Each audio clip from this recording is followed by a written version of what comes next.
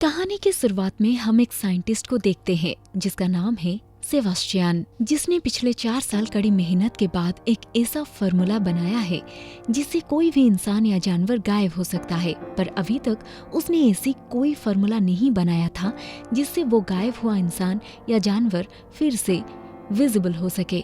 और इस प्रोजेक्ट पे वो पिछले 11 महीनों से काम कर रहा है ताकि वो गायब हुए जानवरों को वापस ला सके। और इन 11 महीनों की कड़ी मेहनत के बाद वो इसमें कामयाब हो जाता है।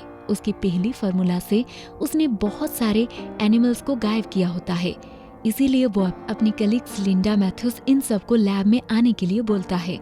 अब वो लोग इसाबेल नाम की जिस गरिला को इन्होंने पहले गायब किया था, अब बड़ी मुश्किल के बाद उसे बेहोश कर लेते हैं और उसे बेड पर लेटा देते हैं और उसके हाथ पैर बांध देते हैं। फिर उसको वही दवाई इंजेक्ट किया जाता है जिसे सेबास्टियन ने इन्वेंट किया होता है ताकि वो जानवर दिखाई देने लगे। पर उस गरिला को बहुत तकलीफ होती है। उसके हार्ट बीट इतना बढ़ जाता है कि सबको लगता है कि ये मर जाएगा और वो लोग उसके हार्ट को इलेक्ट्रिक शॉक देते हैं जिससे उसके हार्ट बीट थोड़ी कम होने लगती है और धीरे धीरे स्टेबल हो जाती है। और उसके बाद वो गरिला इसाबेल अब नजर आने लगती है। ये देख वहाँ के सारे साइंटिस्ट खुश हो जाते हैं क्योंकि उनका एक्सपेरिमेंट सफल हो गया था। यहाँ पे जितने भी एक्सपेरिमेंट किए जाते हैं वो सब मिलिट्री के लिए की जाती है। मतलब ये काम भी सेबास्टियन को मिलिट्री ने ही दिए थे कि वो एक ऐसा फार्मूला बनाए जिसे आदमी गायब हो सके, जिससे कि उस मिलिट्री दुनिया में सबसे बेहतरीन आर्मी बन जाए। पर जब बड़े बड़े मिलिट्री ऑफिसर्स के साथ मीटिंग होता है, सेबास्टियन वहाँ झूठ बोलता है कि मैंने गायब करने वाली दवाई तो बना चुका हूँ पर उसका तोड़ अभी तक नहीं बना पाया।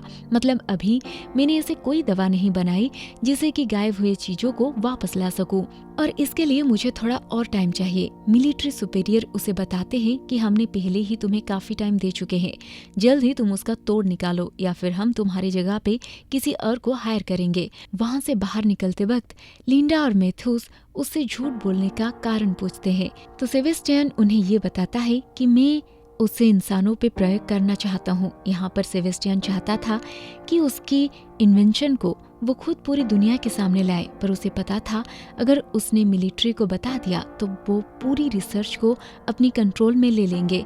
अब सेबास्टियन खुद पर वो फार्मूला प्रयोग करना चाहता था। वो लिंडा और मैथ्यूज को इस काम में उसका साथ देने के लिए राजी कर लेता है। सेबास्टियन अब टीम मेंबर से झूठ बोलता है कि मिलिट्री ने उस फार्मूला को इंसानों पे आजमाने की इजाजत दे दी है और मैं उसे खुद पे प्रयोग करना चाहता हूँ। लिंडा और मैथ्यूज भी इसमें सेबास्टियन का साथ देते हैं।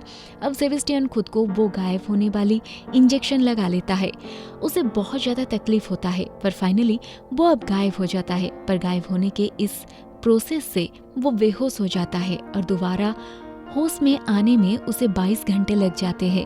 वो होश में आता है तो वहाँ की लाइट्स को बर्दाश्त नहीं कर पाता, इसीलिए वहाँ की सारी लाइट्स को बंद कर दिए जाते हैं। सेबास्टियन अब पूरी तरह गायब था। उसकी बॉडी की चेकअप की जाती है और वो पूरी तरह नॉर्मल था। पर उसकी टीम में जो लड़कियां थी उन लोगों को उसके पास अजीब लगता था क्योंकि सेबास्टियन एक ठरकी टाइप इंसान था। सबको डर था कि पता नहीं वो कब कहाँ घुस के क्या कर दे। अब सेबास्टियन को गायब हुए 3 दिन हो चुके थे और उसका विजिबल होने का टाइम भी आ चुका था, जिसके बाद उसके अंदर विजिबल होने की दवा को इंजेक्ट की जाती है ताकि वो दोबारा से दिखने लगे। पर जैसे ही उसमें दवाई इंजेक्ट होता है तो उससे जोर की तकलीफ होने लगती है, इतना दर्द जो उससे गायब होते हुए भी नहीं हुआ था। इसीलिए वो विजिबल नहीं हो पाता और मरते मरते बच जाता है। उसके बाद सेबास्टियन के लिए एक मास्क बनाया जाता है जिससे वो सबको देखने लगे। और अब सेबास्टियन को गायब हुए 10 दिन हो चुके थे और सेबास्टियन उसके इस रूप से परेशान हो चुका था क्योंकि जब से वो गायब हुआ था वो ठीक से सो नहीं पा रहा था। इसके चलते एक दिन उसका मैथ्यूज से बहस भी हो जाती है। वो बोलता है इन 10 दिनों में तुमने जितना दर्द मुझे दिए है, जितनी सुइयां चुभाए हो, वो दर्द का पता सिर्फ मुझे है। सेबास्टियन की दिमागी हालत अब बिगड़ने लगी थी क्योंकि पिछले 10 दिनों से लगातार वो एक ही जगह पे कैद था और वो बाहर निकलना नहीं चाहता था। एक दिन वो वहाँ से निकल के अपने घर आ जाता है और वो देखता है कि उसके सामने की बिल्डिंग में एक लड़की नहाने जा रही थी। दरअसल सेबास्टियन की बुरी नजर उस लड़की पे कई दिनों से थी अब वो अपना मास्क उतार देता है और अपने गंदे इरादे को पूरी करने के लिए उस लड़की का डोरबेल बजाता है। जब वो लड़की दरवाजा खोलती है तो उसे वहाँ कोई नहीं मिलता, क्योंकि सेबेस्टियन तो इनविजिबल था और सेबेस्टियन मौका पाके घर के अंदर घुस जाता है और अपने खराब इरादे में वो कामयाब भी हो जाता है। इसी बीच लिंडा सेबेस्टियन के घर में पहुंच जाती है और वहां सारे कलीग्स के साथ डिस्कशन करते हैं कि सेबेस्टियन जब तक गायब है वो सबके लिए खतरा बन सकता है, क्योंकि वो बिना मास्क के घूम रहा है।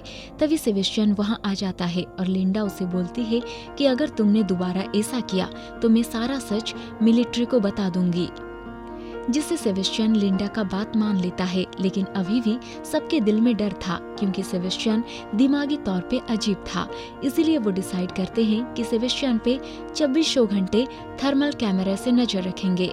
थर्मल कैमरा एक ऐसा कैमरा था जिससे इनविजिबल चीजें भी दिखती है। सेबेस्टियन अब ये जानता था कि कैमरा के वजह से वो अब कहीं नहीं जा सकता, इसीलिए वो उस कैमरा की सेटिंग चेंज करके उसमें अपनी पुरानी रिकॉर्डिंग चला देता है, और जिससे उस पे नजर रखे हुए गार्ड को ये लगता है कि सेबेस्टियन वही है और सेबेस्टियन वहाँ से भाग जाता है। वहाँ से निकल के वो सीधा लिंडा के घर जाता है, जहाँ पता चलता है कि लिंडा का अफेयर अब उसी के कलीग मैथ्यू से है। तो वो गुस्सा हो जाता है, क्योंकि लिंडा उसकी एक्स गर्लफ्रेंड है, और गुस्से से वो उसकी घर का कांच तोड़ देता है। लिंडा बाहर देखती है पर वहाँ कोई नहीं होता। लिंडा को शक होता है कि शायद ये सेबेस्टियन है, तो वो लैब को फोन करती है, पर वहाँ का गार्ड उसे बताता है कि वो तो मेरे सामने है, क्योंकि अभी भी उसके कैमरा में सेबेस्टियन का सोने वाला वीडियो चल रहा था। सेबेस्टियन जब वहाँ वापस आता है तो वो बहुत गुस्से में होता है, इसीलिए वो एक कुत्ते को मार देता है। और अगली सुबह जब जानवरों की डॉक्टर उन्हें खाना खिलाने आती है तो वो देखती है कि कुत्ता वहाँ मारा पड़ा है। तो इसके बारे में वो सेबेस्टियन से पूछती है, पर सेबेस्टियन साफ इनकार कर देता है कि उससे इस बारे में कुछ नहीं पता। सारी वीडियो रिकॉर्डिंग चेक करती है पर उससे कुछ भी नहीं मिलता। रात को फिर सेबेस्टियन लिंडा के घर में जाती है तो लिंडा को पूरा शक हो जाता है कि जरूर यहाँ कोई ना कोई है, इसीलिए वो खुद लैब में जाती है और उससे पता चल जाता है कि सेबेस्टियन ने उन्हें उल्लू बनाया हुआ है।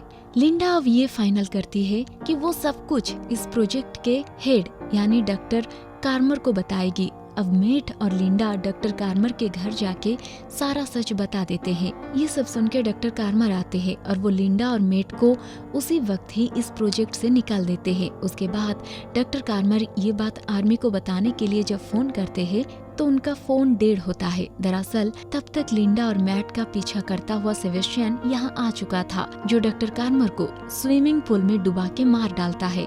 सुबह सेबेस्टियन लैब में वापस आ जाता है। इधर लिंडा और मैथ्यू डॉक्टर कार्मर के कॉल को इंतजार कर रहे थे, क्योंकि आज एक मीटिंग थी, पर उनका कॉल नहीं आता। और जब लिंडा उनके घर पे कॉल करती है तो उसे पता चलता है कि उनकी पानी में डूब के मौत हो गई है। अब लिंडा फाइनल करती है कि वो ये सारी बात सबको बता देगी, क्योंकि ये बात यहाँ पे काम करते उनके साथियों के अलावा कोई नहीं जानता। पर वो लोग बाहर जाने की कोशिश करते हैं, पर दरवाजे काम नहीं करते, क्योंकि उनके कंट्रोल अब तक सेबेस्टियन ने ले ली होती है, जिसके सिवाय कोई भी दरवाजा ओपन ना कर सके। वो लोग डिसाइड करते हैं कि अब सेबेस्टियन को किसी भी हाल में पकड़ना होगा, और सेबेस्टियन भी उसी लैब में कहीं छुपा हुआ था। जब वो लोग निकल रहे होते हैं तो एनिस पीछे छूट जाता है, और जब वो उसे लेने जाती है तो सेबेस्टियन उसको मार देता है। अब सबको समझ आ जाता है कि सेबेस्टियन हम सबको मारना चाहता है, ताकि उसका सच कभी भी बाहर ना जाए। उस लैब में एक ट्रेजर मैप होता है, जिसके मदद से उन लोगों को पता चल जाता है कि सेबेस्टियन कहाँ है। अब उनमें से 2 लोग उसे उस लोकेशन पर पकड़ने जाते हैं, मैथ्यू और कार्टर। सेबेस्टियन कार्टर को घायल कर देता है, पर मैथ्यू उस पे फायर करता है, लेकिन सेबेस्टियन यहाँ से भाग जाता है। कार्टर अब बहुत जख्मी हो गया था और उससे खून की जरूरत थी। जब सारा वहाँ खून लेने जाती है तो वहाँ सेबेस्टियन आ जाता है, और उसके बाद वो सारा को भी वहीं मार देता है। उस तरफ कार्टर की भी मौत हो जाती है। अब बस 3 ही लोग बचते हैं, लिंडा, मैथ्यू और फ्रैंक। अब वो तीनों सारा को ढूंढने जाते हैं जो खून लेने गई थी। उन लोगों को सारा का लाश एक फ्रीजर के अंदर मिलता है, और तभी सेबेस्टियन पीछे से फ्रैंक को एक लोहे के रॉड से मार देता है। और जब मैथ्यू उसे बचने की कोशिश करता है तो वो तो वो उसे भी बुरी तरह से जख्मी कर देता है और वो मैथ्यू और लिंडा को उस फ्रीजर में बंद करके चला जाता है और फ्रीजर को भी बंद कर देता है ताकि ये दोनों ठंड से जमकर मर जाएं। अब फ्रीजर का टेम्परेचर धीरे धीरे गिरने लगता है, पर लिंडा हिम्मत नहीं हारती। वो एक रड से उस फ्रीजर की शीशे तोड़ने की कोशिश करती है, पर वो शीशा नहीं टूटता। अब गहरे चोट के कारण मैथ्यू भी बेहोश हो चुका होता है। उधर सेबेस्टियन अपने लैब के सामने से एक बम बनाता है और उस पे टाइमर सेट कर देता है और वहाँ से निकलने की तैयारी करता है। उधर लिंडा भी अपना दिमाग लगा के उस दरवाजे को खोलने की दोबारा कोशिश करती है और वो इस बार कामयाब हो जाती है। फिर वो मैथ्यू को भी फ्रिज से बाहर निकल देती है और उसके सामने आग जला देती है क्योंकि वो बहुत ठंड हो चुका था। अब लिंडा वहाँ पहुँच जाती है जहाँ सेबेस्टियन लिफ्ट से बाहर जा रहा होता है और दरवाजा बंद ही होने वाला होता है कि वो साथ लिए सिलेंडर से सेबेस्टियन को आग लगा देती है। वो बुरी तरह से उसे जला देती है। अब सेबेस्टियन जल रहा था और उसके सारे कपड़े जल चुके थे और वो गायब हो जाता है। अब सेबेस्टियन बहुत गुस्से में होता है और वो बस लिंडा को ही मारना चाहता था। तभी लिंडा फायर अलार्म को ऑन कर देती है जिससे ऊपर से पानी गिरना शुरू हो जाता है और अब सेबेस्टियन पानी के कारण नजर आने लगता है, पर वो लिंडा को पीछे से वार करता है। उसके गले पे अपना पैर रख के गला दबा के मारने की कोशिश करने लगता है, पर तभी वहाँ मैथ्यू आ जाता है और वो एक रड से सेबेस्टियन को पीछे से वार करता है जिससे सेबेस्टियन वहीं गिर पड़ता है। अब वो लिंडा को उठा के वहाँ से जाने लगते हैं। तभी सेबेस्टियन जग जाता है और उसी रड को उठा के मैथ्यू को मारने जाता है, पर उसे ये बात पता चल जाता है और वो सेबेस्टियन को धक्का दे देता है और जिससे सेबेस्टियन के हाथ में जो रड होता है वो एक इलेक्ट्रिक वायर से लगता है और सेबेस्टियन को एक बहुत बड़ा झटका लगता है। अब वो वहीं बेहोश हो जाता है। अब वो उस बम के पास जाते हैं जिसे सेबेस्टियन ने सेट किया था, पर जल्द ही वो लोग समझ जाते हैं कि इससे रोका नहीं जा सकता, इसीलिए वो लोग लिफ्ट के इमरजेंसी एग्जिट से बाहर निकल के वहाँ से जाने लगते हैं। तभी बम भी फट जाता है और लिंडा का पैर नीचे से सेबेस्टियन पकड़ लेता है जो कि अब भी उनका पीछा कर रहा था। मैथ्यू उसे बचने के लिए नीचे आता है, पर इससे पहले कि वो लिंडा को बचाता, सेबेस्टियन उसे लेके नीचे लिफ्ट पे कूद जाता है। सेबेस्टियन लिंडा से कहता है कि मुझे किस करो। लिंडा वही करती है, पर साथ ही वो उस वायर को पकड़ लेती है जिसे लिफ्ट ऊपर नीचे जाता है। अब लिंडा चालाकी करके उस वायर का ट्रिगर निकाल देती है जिससे कि लिफ्ट के साथ सेबेस्टियन भी नीचे आग में गिरने लगता है और वो उसी आग में मारा जाता है। अब लिंडा उस वायर से चढ़ के मैथ्यू तक पहुंच जाती है और वो लोग बाहर निकल जाते हैं। इसी के साथ ही इस कहानी का अंत हो जाता है।